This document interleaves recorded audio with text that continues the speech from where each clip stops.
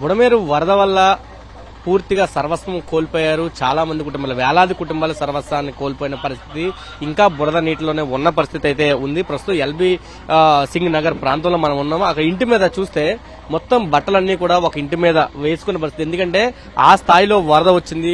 కనీసం కట్టుబట్టలు కూడా లేకపోతే బట్టలన్నీ కూడా నీటిలో మునిగిన బట్టలనే పైన వేసుకున్నారు. పక్కనే ఉన్న టార్పాల్ కనిపిస్తున్నాయి. వర్షంలో సైతం టార్పాల్ మీద వాళ్ళంతా కూడా జీవనం సాగించిన పరిస్థితి.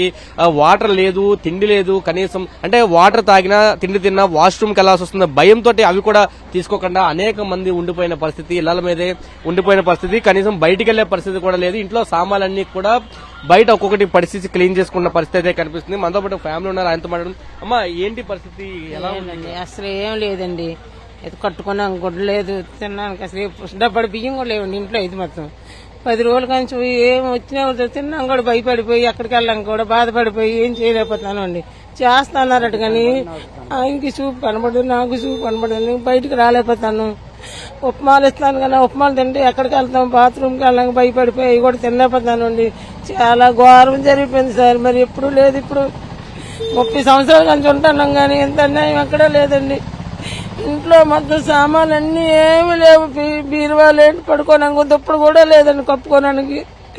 10 రోజుల నుంచి నరకం అనుకుంటాను అండి. అక్కడికి వెళ్ళిపోయినాం, 5 రోజులు వెళ్ళిపోతే నా జీవిలో డబ్బులు కట్టుకున్నాక మళ్ళీ వచ్చేసామండి. వచ్చేస్తే పైపుల రోడ్లు పోలీసులు రానిపోతే ఆచుకెళ్ళాడికి వెళ్ళి పిల్లలు తీసుకొచ్చారు. అటు చేతులు పట్టుకొని బండి ఎక్కించుకొని తీసుకొచ్చి నన్ను అక్కడ దింపారండి. ఏ ఆస్కారం లేదండి. ఏదైనా ఆయన చేస్తే కొద్దిగా ఊపిరి తీసుకుంటాం. బండి లేదు, మోటార్లు లేవు, మంచి లేవు. కరెంట్ ఇచ్చారండి. కరెంట్ మొత్తం నిన్నటి కంచి ఉంది. కుర్చీలు వేసుకొని కూర్చోనండి తెల్లవారులో. మేమైతే ఇద్దరం ఇల్లు చూస్తున్నారు కదా మీరు, పూర్తిగా అంతా కూడా పైన గొడుగులు పెట్టుకుని ఉన్నారండి. మేము కూడా గొడుగులు పెట్టుకుని ఉన్నామండి. 3 రోజులు పైన 3 రోజులు ఉన్నాం, పైన ఉన్నాం కానండి. పైన ఉండలేక ఒడిగిపోయి గుండెకాయలు ఒడిగిపోయినాయండి. దుప్పటి కూడా తీసుకోకుండా వెళ్ళిపోయిన ఒక తుండు కూడా లేదండి. కొత్త ఎంత అన్యాయంగా వస్తుంది అనుకోండి. పాలు మారుతుంది ఏంటి పక్కన పడిస్తే గ్యాస్ పై ఒక్కేసి బండ ఒక్కేసి తేలిపోయి బయటకు వస్తే రోడ్డు మీద వెళ్ళి వాళ్ళు అడిగారు, బండ అదేంటి రోడ్డు మీద ఉందా అంటే మేము పైనుంచి వచ్చి తీసుకుని మెట్ల మీద పెట్టుకున్నామండి. ఆ రోజైతే ఏది లేదండి, మార్గం లేదండి. కొద్దిగా వాటర్ అయినా వస్తే కొద్దిగా ఏమో ఇల్లే కడుక్కుందాం అనేసి ఇంట్లో అయితే వాసన భరించలేకపోయినాను. తెల్లవారులు కుర్చీలు వేసుకొని కూర్చాను. ఏంటి పరిస్థితి అంటే హెల్త్ కూడా చాలా ఇబ్బందిగా ఉన్న పరిస్థితి, అసలు బయటికి వెళ్ళలేని పరిస్థితి. బయటకు కూడా వెళ్ళలేమండి. ఎక్కడికి హార్ట్ అటాక్ వచ్చింది, షుగర్, బీపీ, థైరాయిడ్ అన్నీ ఉన్నాయి. ఎక్కడికి వెళ్ళడానికి అవకాశం కూడా లేదు. ఇక్కడి నుంచి బయటకు కూడా పెద్ద రావడానికి అవకాశం లేదు. ఆవిడకి ఒక కన్ను కనబడదు. ఆవిడకి అసలు ఆల్రెడీ ఒక కన్ను సాయంత్రం కనబడదు. నాకు కనబడదు కానీ మీరు అసలు క్యారెట్కి మీ ముఖాలు కనబడవు. ఏదో మీరు మాట్లాడుతుంటే అది చూడలేము తప్ప అంతకన్నా ఇంకేం లేదు. అది ఎవరు రాలేదు, ఇంటిమేషన్ కూడా లేదా మీకు? వరద ఏమి లేదు, ఏమి లేదండి. మేము అసలు వాళ్ళు దాచుకున్న టైంలోనే దాచుకోలేము, ఎక్కలేము పైకి. ఎలా ఉన్నారు? వర్షం ఒక పక్క వరద, మరో పక్క వర్షం, ఎక్కడ ఎలా ఉన్నారు? పైన ఉన్నాడు మామూలుగా. నా మెట్టి మీద కూర్చున్నాం. ఇక అది మొన్నే కట్టితే దాన్ని మెట్టి మీద కూర్చున్నాం. 3 రోజులు వర్షమే తడుస్తూనే ఉన్నారు. వర్షం 3 రోజులు. ఇగో రాత్రి ఆమె ఇచ్చింది, చీర కొట్టుకున్నాను, మాకు పంపించింది. 4 రోజులు ఈ పరిస్థితి ఒక్కొక్కరిని ఎవరిని కదిలించినా గానీ ఒక హృదయ విదారక ఘటనలే మనకి కనిపిస్తా ఉన్నాయి. మొత్తం మనం చూస్తే ఏ ఇంట్లో చూసినా గానీ ఇదే విధమైన పరిస్థితి. ఇంటి పైన డేరాలు వేసుకొని గొడుగులు వేసుకొని ఉన్న పరిస్థితి. మనం ఒక ఇల్లు చూస్తున్నాం. ఈ ఇల్లు మొత్తం కూడా వానకి నానిపోయి కింద పడిపోయిన పరిస్థితి. పూర్తిగా పైకెక్కే మెట్లతో సహా మొత్తం అంతా కింద పడిపోయింది. ఒక నిచ్చెన వేసుకొని వాళ్ళు పైన ఉన్న పరిస్థితి. ఇల్లు మొత్తం ఇల్లంతా కూడా వాటర్ వచ్చేసిన పరిస్థితి, మురుగు వచ్చేసిన పరిస్థితి. పైన ఉంటున్నారా మీరు? పైన ఉంటాం. ఇప్పటికే పైన ఉంటున్నారు. పైన ఉంటాం. ఏంటంటే మొత్తం నానిపోయి పడిపోయింది కదా, ఇల్లు కూడా పడిపోయే పరిస్థితులు ఉంది. ఆ పైన ఉంటున్నారు. పైన ఉంటాం, అదే తప్పదు, అదే పరిస్థితి. అందుకే పైన ఉంటున్నాం. ఎలా గొడుగులోనే ఉంటున్నారా? గొడవలు ఉంటాం వారం నుంచి. ఎవరన్నా వస్తున్నారు అధికారులు? ఎవరన్నా వచ్చి సహాయ కార్యక్రమాలు గానీ ఫుడ్ గానీ ఏమైనా అందించారు? అసలు పొద్దున వాటర్ పాలు అమ్ముతారండి. పాలు ఇస్తున్నాం, ఇంకేం లేదు. ఎప్పటి నుంచి వస్తున్నాయి వాటర్? పాలు 4 రోజులైంది. 4 రోజులైంది. 10 రోజుల నుంచి పైన ఉంటున్నారు. 10 రోజులు పైన అయింది. ఎంతమంది ఉంటున్నారు పైన? మా ఫ్యామిలీ మొత్తం 4 ఉంటాం. 4 ఇది చెప్తున్నారు. పైన పూర్తిగా 4 ఫ్యామిలీ అంతా కూడా పైనే ఉన్న పరిస్థితి. ఫ్యామిలీ కూడా చూస్తున్నాం మనం. పైకెక్కే ప్రయత్నం కూడా చేద్దాం. ఎందుకంటే సిచ్యువేషన్ ఎంత దారుణంగా ఉందో మనం అర్థం చేసుకోవచ్చు.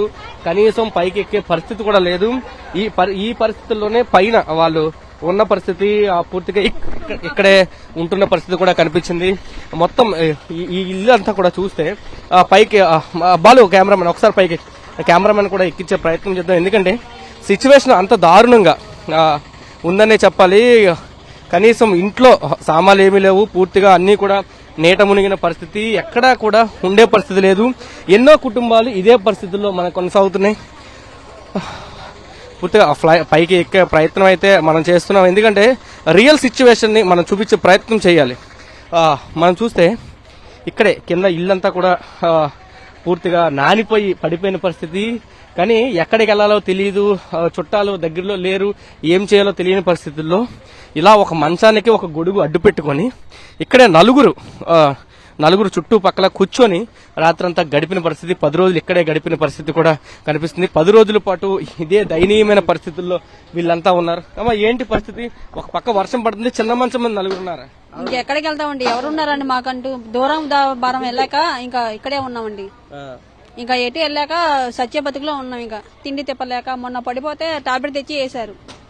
అది ఈ వర్షానికి ఎటు వెళ్ళాక, ఈ వరదలకి ఎవరింటికి వెళ్ళాక ఇక్కడే ఉండిపోయాం. ఇంకా కింద బురద కూడా చాలా ఎక్కువ వచ్చిన పరిస్థితి. ఎప్పుడులాగా తగ్గే అవకాశం ఉందంటున్నారు. అసలు తగ్గేటట్టు లేదండి. అసలు ఆ బురద బాగా వస్తే ఇంట్లోకి వెళ్తానంటే భయం వేస్తుంది. పాములు అన్ని ఉన్నాయి. ఇంకా ఎటు వెళ్ళాక ఇంకా ఇక్కడే ఉండిపోయాం. ఇంకా అది ఇది పరిస్థితి. పూర్తిగా మనం చూస్తే వాటర్ బాటిల్ ఎవరో దాతలు ఇచ్చిన వాటర్ బాటిల్స్ అన్ని కూడా ఇక్కడ పెట్టుకున్నారు. మొత్తం సామాన్లు అంతా కూడా అంటే ఆ చేతికి అందిన సామాన్ల వరకు తీసుకొచ్చి పైన పెట్టుకున్నారు. ఎలక్ట్రికల్ వస్తువులన్నీ కూడా అప్పు చేసుకున్నాయి. ఇవన్నీ కూడా సొంతంగా సంపాదించుకున్నాయి. పూర్తిగా సర్వస్వం కోల్పోయిన పరిస్థితి అయితే కనిపిస్తుంది. పూర్తిగా ఒక దయనీయమైన స్థితికి అయితే ఇక్కడ చేరుకున్నారని చెప్పొచ్చు.